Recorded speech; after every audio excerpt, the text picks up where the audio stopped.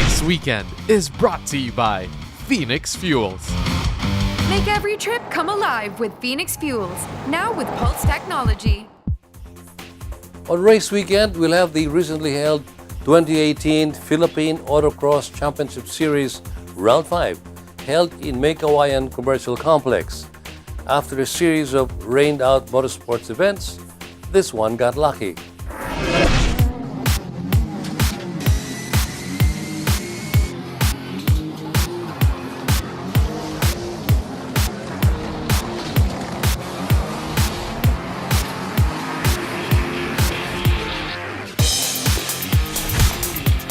After cancelled race days due to heavy rains and flooded venue, the Round 5 of the Philippine Autocross Championship Series is underway. Let's go check it out. It's the 5th round of this year's exciting Philippine Autocross Championship Series. And again, rain was a factor early on race day, not as bad as the previous motorsports events though at the streetcar setup at the Meycauayan Commercial Complex. And this did not phase racers out to enjoy another full day of autocross action, as more than 80 entries registered to compete, to the delight of autocross impresario and slalom legend Danny Santiago. We have 85 entries as of today. Still waiting for some drivers to come. Hopefully, umabot sila.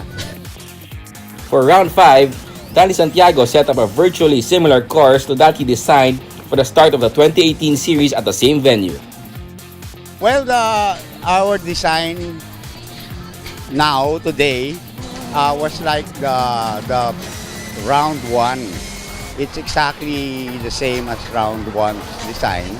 But I took out a little of the pylons and moved a little of the steel frames. Early on, the slight tweaks seemed to be causing problems for some of the entries as the day's competition began, although the track damp and slippery from the rain may also be to blame. Well, for me, the hardest part, as I have seen them, the hardest part is braking on the stretch coming from third gear, and then they have to brake and go down second gear, first gear. That's what I think is the hardest for them. But some of the competitors welcomed the rains, including one of the usual contenders for the top 5 best overall times, Jeff Borja of Darkside Racing Team. Actually, I expected the race not to push through because of the weather, but we were hoping it would push through because we like to race even in the rain. And this morning it was raining pretty consistently, but thankfully the rain went away. But actually, we were actually going faster in the rain than we are in the dry because our car is not that quick with the engine power. So I actually hoped it would rain so that I could get closer to the times of the faster cars, but it's okay. Jeff Borja's time in the morning run served him in good stead as he still ended up 4th fastest overall, a 58.36, which he set in the experienced modified A class. My run was very good in the morning because it was a little wet, so I guess some of the other drivers were playing a little more safe. Since I'm used to the car already, I was able to push it a little further and I was able to get a pretty good time. And then in the afternoon, they were getting quicker, but my time pretty much stayed the same. So, yeah. As happened in the first 4 rounds of the season, the fight for who is fastest among the ladies in the competition was also tight. A tight fight that they also seemed to crave and enjoy. It's not my first time, it's my 2 years. Actually, I think so, it's 2 years na. Then, yun nga, then kasama ko dito lagi ko yung sister ko na si Erx Manahan, one of female driver, the fastest female driver na sister ko. Ayun, then okay naman pagdating sa race. Then we enjoy this race. Yung for today kasi, actually, yesterday galing pa akong work so wala talaga akong practice. Pero at least ngayon naging safe yung driving ko and then naging maganda, at least malinis siya. And then yung sa racetrack kasi, usually dito naman tayo nag-race. Yun nga lang, medyo basa yung daan kasi nga rainy days this season. Pero medyo nahirapan lang ako. Siyempre dun sa part na yun medyo may chicane. So from stretch and then chicane, kailangan ko mag-late brake para at least maganda pa rin yung momentum nung racing ko, yung pag-drive ko. May Manahan of See All the Performance ended her day 3rd in the ladies class behind Meycauayan Auto Club's Christine Torres in 2nd and her sister Erx in 1st. What is making this year's autocross season all the more thrilling is the battle for supremacy between Carlos Anton of Meycauayan Racing Team and Petron Motorsports' Malo Rivera. Both drivers have been in the thick of the fight for best overall time in all the rounds held so far. Heading into round 5, Anton was fastest overall in one round to Rivera's 3, although at every round they had to contend with the young phenom Inigo Anton. Well, my first runs were really good and they were on pace, and I was able to also get overall best time until my dad took it away in the afternoon, of course. But my runs were pretty good, not really any mistakes, and I know I can improve more also. It has been a busy and hectic motorsport season for Malo Rivera, who is now competing full-time in autocross while defending his slalom crown and participating in other various motorsports events. He is finding it tougher competing in his trusty carbureted Toyota Starlet against rivals with cars with more powerful and newer engines. Well, expectation is, as always, just to gun for the win. We've had our challenges throughout the few months. With the 2 straight losses we had in slalom, we had to bounce back. We've been making major adjustments, and the races that have been passing were opportunities for us to adjust. That's why we had to come across some hurdles. So hopefully by today, or if not by the coming races, we'll be able to perfect the adjustments so that we'll be coming out on top once again. The hardest part of the track is obviously the main straight. We're going against cars that are more powerful, more new in terms of technology. As you can see, we probably have the only car out there that's carbureted, the only car that's a Starlet from the 80s. So the technology in itself compared to their cars is leaps and bounds ahead. So we're just trying to make the most of what we have, but that's part of the challenge, and that's what we like about it.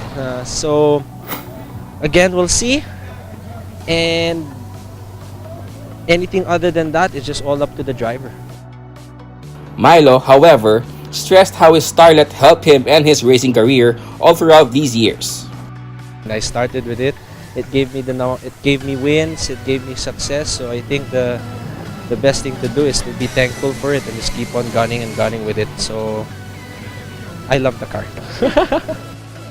Carlos Anton apparently has made his mission to hone the potential of son Inigo to become one of the country's best homegrown racers. His experience and skill are serving him in good stead in this, but even better in his ability to teach by example, while also setting himself as a benchmark of sorts for his son to target and surpass. Well, we expected everybody to be fast, and they are. But we also kept preparing since we had the extra time to do so. So it's the first time we're running the CRX, also running well in the autocross. So far it's doing okay. So that's basically how we prepared. My run was pretty good a while ago. It's pretty fast. So I'm happy I have the best time right now, but I'm sure everybody will still try to catch, including my son. As the day wore on, Carlos Anton managed to defend his fastest overall time for the challenge of both Malo Rivera and his son Inigo. The elder Anton recorded a 52.13 time, just 0.13 of a second faster than Milo's 52.26. Inigo came in third fastest with a 53.11. By the way, the younger Anton is running away from all rivals in the novice class, amassing 5 straight top novice time rounds. After 5 rounds, only 6 points separate leader Malo Rivera from closest rival Carlos Anton in the championship point race, 44-38. Many are expecting the championship race to heat up further in the next round.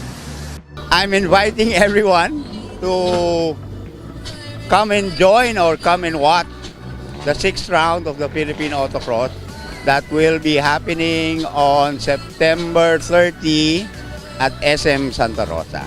See you! And that's our coverage of the 5th round of the 2018 Philippine Autocross Championship Series. I'm Ray Louis Gamboa. See you next week for more motorsports highlights.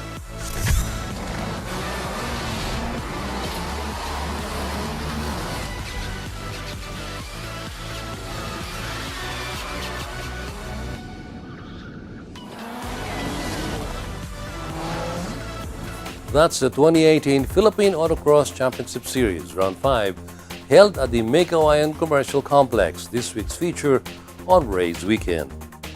This week's feature on Race Weekend has been brought to you by Phoenix Fuels. Make every trip come alive with Phoenix Fuels, now with Pulse technology.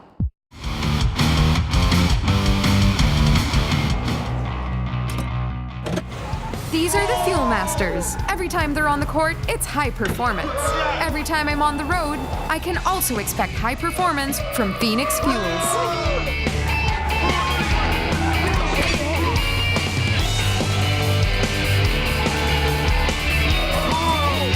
We made it!